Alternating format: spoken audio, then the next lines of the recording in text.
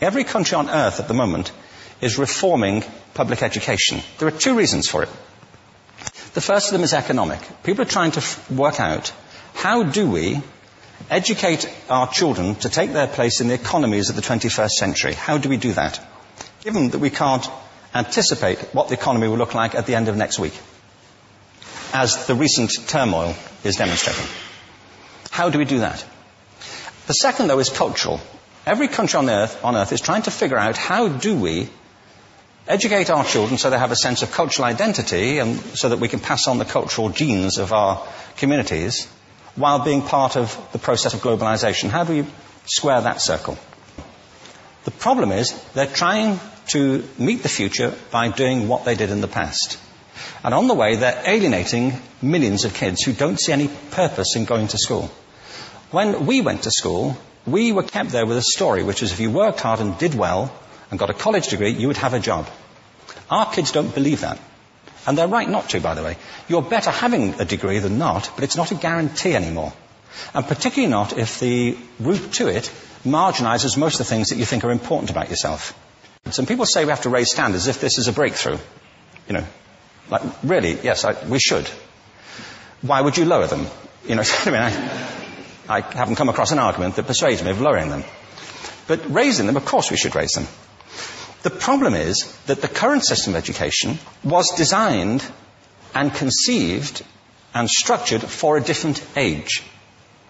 It was conceived in the intellectual culture of the Enlightenment and in the economic circumstances of the Industrial Revolution.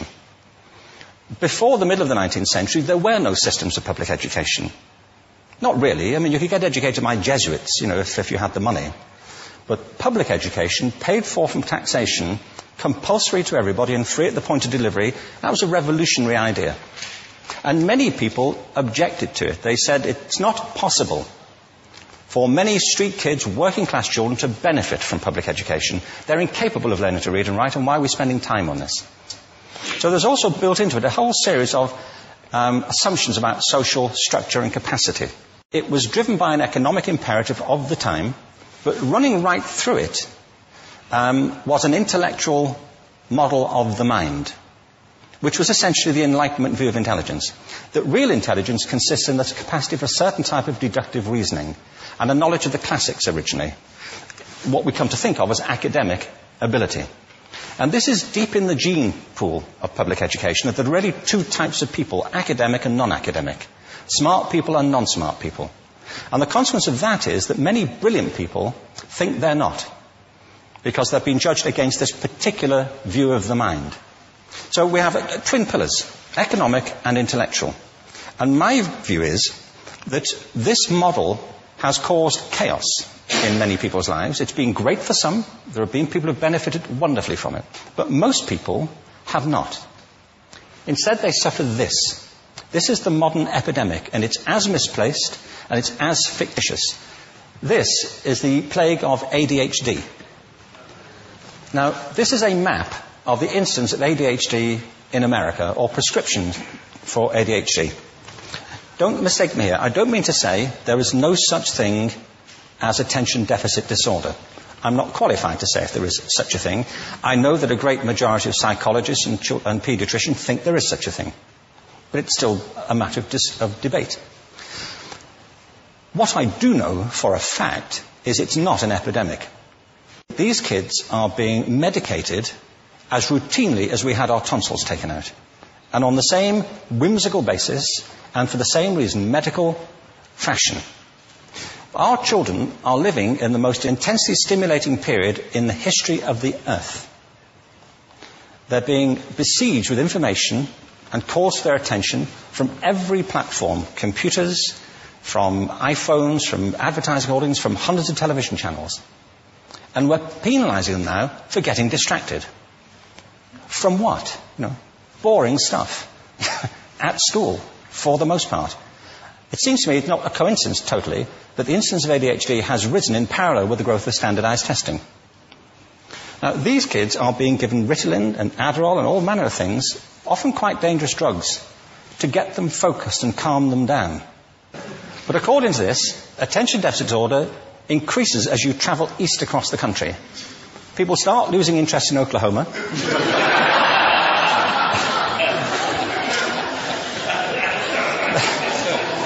They can hardly think straight in Arkansas. And by the time they get to Washington, they've lost it completely. And there are separate reasons for that, I believe. It's a fictitious epidemic. If you think of it, the arts, and I don't say this exclusively of the arts, I think it's also true of science and of maths, but I say about the arts particularly because they are the victims of this mentality currently, particularly. The arts especially address the idea of aesthetic experience. An aesthetic experience is one in which your senses are operating at their peak, when you're present in the current moment, when you're resonating with the excitement of this thing that you're experiencing, when you are fully alive. An anesthetic is when you shut your senses off and deaden yourself to what's happening. And a lot of these drugs are that. We're getting our children through education by anesthetizing them. And I think we should be doing the exact opposite. We shouldn't be putting them asleep. We should be waking them up to what they have inside of themselves. But the model we have is this. I believe we have a system of education that is modeled on the interests of industrialism and in the image of it. I'll give you a couple of examples. Schools are still pretty much organized on factory lines. Ringing bells, separate facilities, specialized into separate subjects.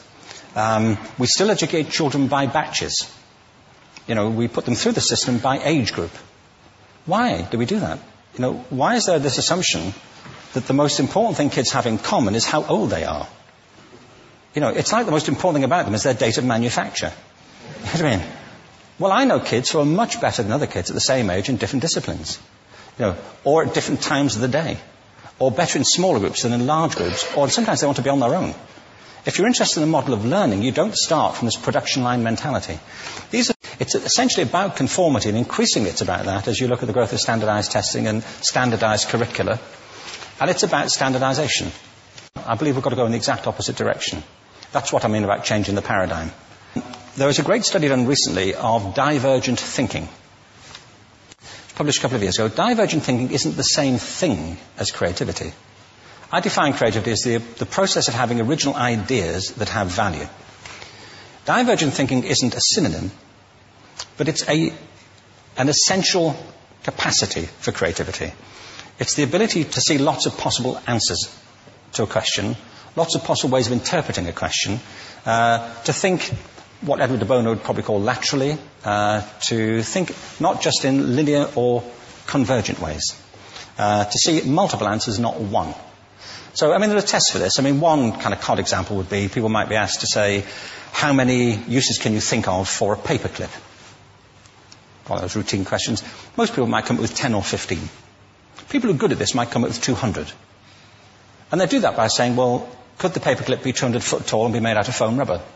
Does it have to be a paperclip as we know it, Jim? Now, there are tests for this, and they gave them to 1,500 people. This is in a book called Breakpoint and Beyond.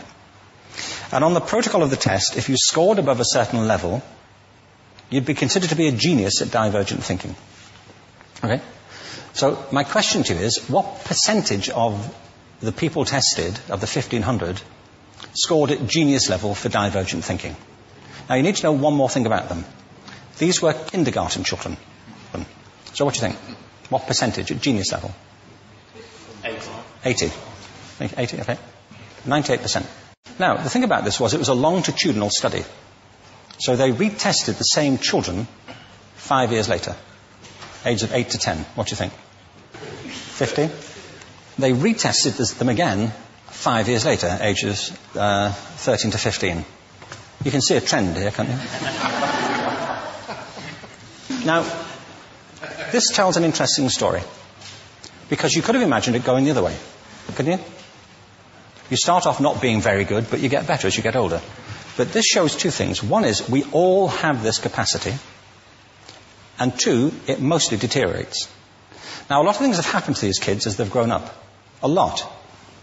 But one of the most important things that happened to them, I'm convinced, is that by now they've become educated. They've spent 10 years at school being told there's one answer, it's at the back. And don't look. And don't copy, because that's cheating. I mean, outside schools, that's called collaboration, but inside schools. Now, this isn't because teachers want it this way. It's just because it happens that way. It's because it's in the gene pool of education.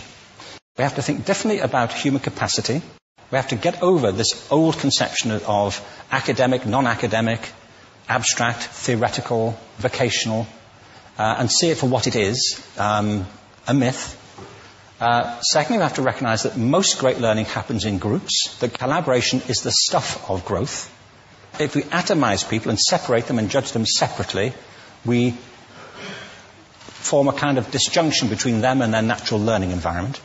And thirdly, it's crucially about the culture of our institutions, the habits of the institution and the habitats that they occupy.